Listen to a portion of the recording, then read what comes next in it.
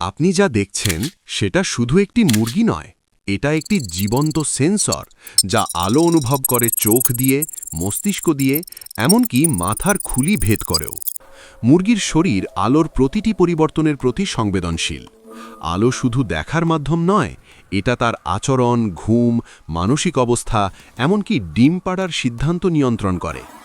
আলো যদি ভুল হয়, মুরগি অস্থির হয়, আচরণে আগ্রাসন বাড়ে, উৎপাদন কমে যায়।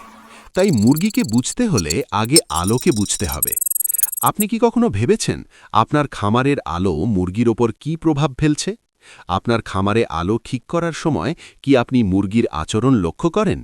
বিস্তারিত জানতে চ্যানেলের লং ভিডিও দেখুন। ভিডিওটি ভালো লাগলে সাবস্ক্রাইব করে রাখুন, লাইক, কমেন্ট ও শেয়ার করে পাশে থাকুন।